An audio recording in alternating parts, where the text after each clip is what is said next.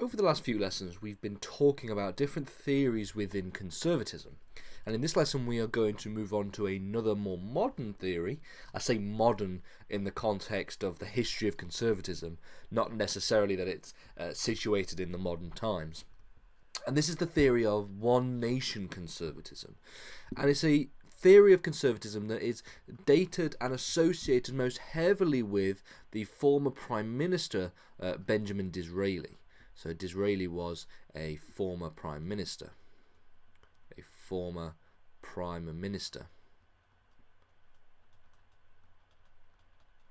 And Disraeli was Prime Minister for quite a long time, to be fair. When we talk about recent history, the number of prime ministers that we have has been quite controversial compared to in Disraeli's time, since he was prime minister in 1868 and then between 1874 and 1880.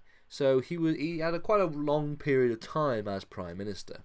And we can find his principles of one nation conservatism in the legislation that he supported. So things like the Employers and Workmen Act of 1875. And so really, let's start talking about what one nation conservatism really means. And before we start talking about a number of principles and the concept of the changing to conserve, something that we mentioned and touched on in the introduction lesson, and something that we'll go into more detail today. So really the first question is, what is one nation conservatism? Well, one nation conservatism is a theory that came out of a response to the theories and ideas of socialism, class conflict, and also free market capitalism. So don't forget, capitalism was in its relative infancy during this period.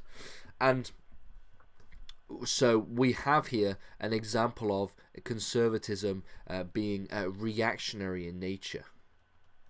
Reactionary in nature. Don't forget, in previous lessons we've talked about the concept of conservatism being a reaction to quite violent, often quite extreme political change, just like we have Edmund Burke's effectively his magnum opus on his reactions to the French and the American revolutions. In attempts to update the views of traditional conservatism, so conservatism that we find in the works of Burke, for example, the works of Burke, and also sort of tangentially in the works of Thomas Hobbes, although we mustn't forget that Thomas Hobbes existed at a time before conservatism really came into practice. But just to note that his philosophy was quite influential. And it was to effectively deal with this new threat of socialism and the concepts of class conflict and the free market capitalism that existed as well. So the ideas within one nation conservatism. One nation conservatism argues that society should exist together as part of one nation. And so that it puts the nation ahead of other virtues. So it places emphasis on the nation. Places emphasis on the concept.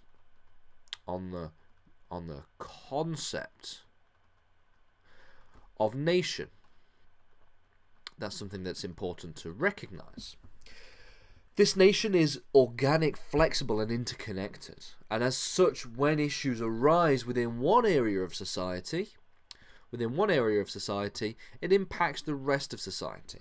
And as such, if issues arise in one area of society and that impacts the rest of society, then issues within one area of society, so issues in one area of society,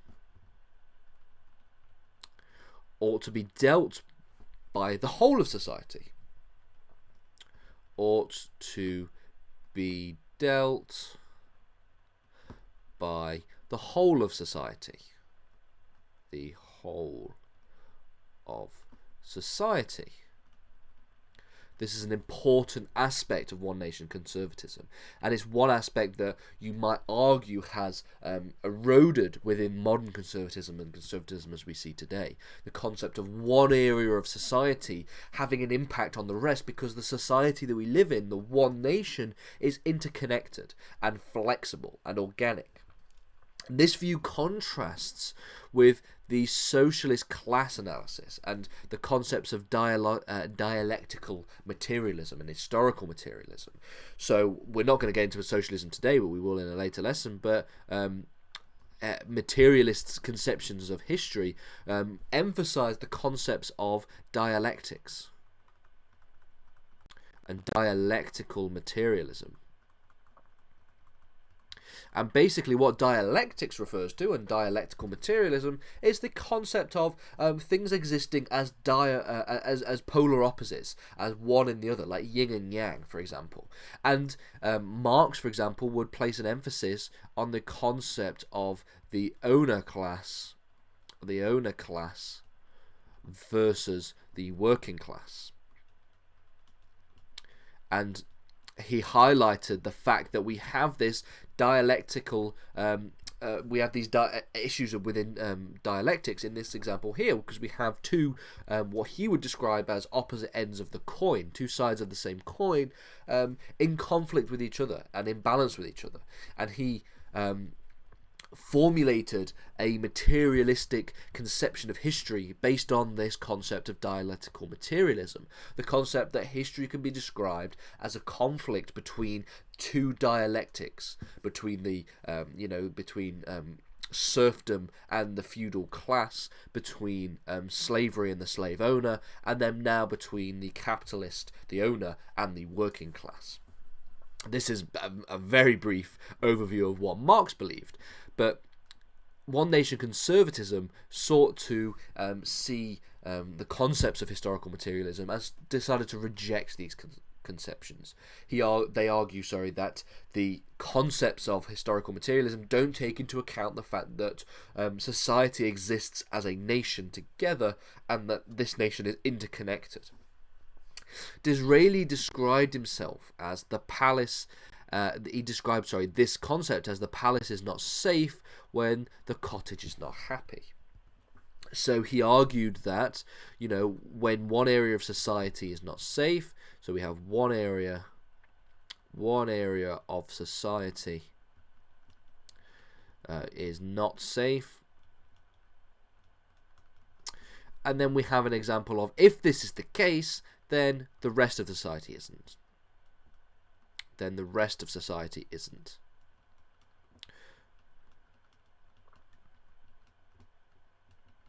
And that's what we describe as the interconnectedness within one nation conservatism.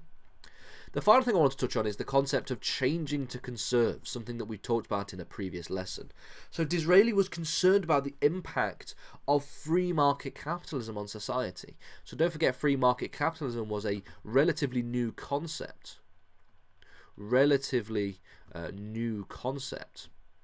We had just come out of the period of history that a Marxist would describe as the sort of mercantile capitalism, the concept of mercantilism within society. And we have new revolutionary ideas from the likes of people like Adam Smith and David Ricardo, influencing these new capitalist concepts and this new free market capitalism. And Disraeli was concerned about the impact of new free market capitalism. Don't forget that the concept of free market capitalism during this period of time was heavily associated with classical liberalism and not with conservatism. As we move on into the 20th century and come to modern day conservatism, we tend to see liberalism be more associated with a mixed capitalist system and a sort of social democracy. And we have the concepts within conservatism being quite heavily libertarian when it came to economic policies and heavily free market. However, Disraeli also recognised that some aspects of the free market were not just important, but also inevitable, that they were always going to end up being under the remit of the free market. He was just concerned about the impact that this new concept would have on society. As such, Disraeli wanted to accept the free market, but he wanted to also tackle what the worst consequences would be when it came to the free market and the impact that it had on conservative society. So what Disraeli came up with was the concept of changing to conserve. He wanted to see changes happen within society, as we see with the relatively new concept of the free market, but he then also wanted to ensure that we conserve the basic principles of society and not let them be corrupted by this new theory of free market capitalism.